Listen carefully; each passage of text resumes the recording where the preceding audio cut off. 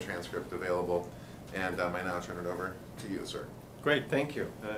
USAID has deployed a disaster assistance response team, or a DART as we call it, to Mexico in response to urgent humanitarian needs, as the death toll from the magnitude 7.1 earthquake has risen over 200. This morning, over 60 members and 5 canines from the Los Angeles County Fire Department Urban Search and Rescue Team landed in Mexico City as part of our disaster assistance response team.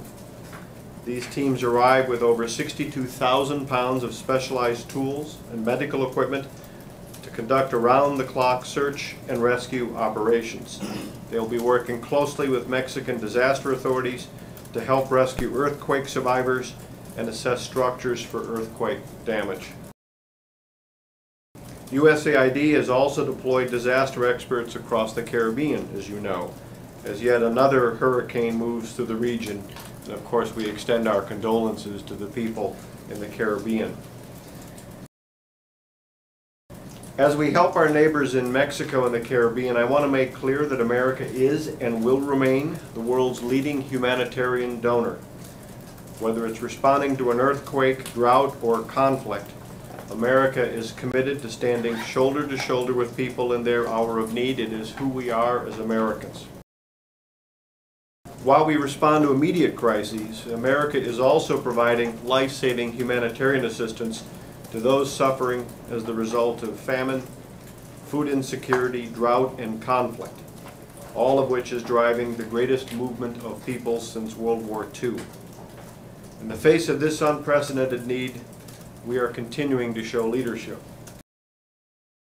Today I am announcing more than $550 million in additional humanitarian assistance from the United States to the millions of people affected by food insecurity and violence in Yemen, South Sudan, Nigeria, and Somalia, the so-called 4 famines.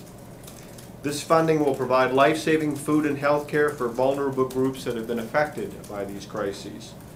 And this funding brings our total contribution of humanitarian assistance to over $2.4 billion for these 4 crises since the beginning of this fiscal year.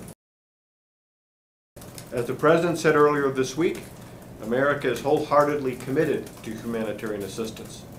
This week alone, the United States has announced almost $1 billion in additional humanitarian aid. But humanitarian assistance, we all know, alone will not solve these crises. We need long-term political solutions that address the drivers of conflict and insecurity. Those 4 famines or near famines that I referred to, we have to remind ourselves they're entirely man-made. Off to the malaria. Thank you very much. Thank you. Thank you. Thank you. Thank you.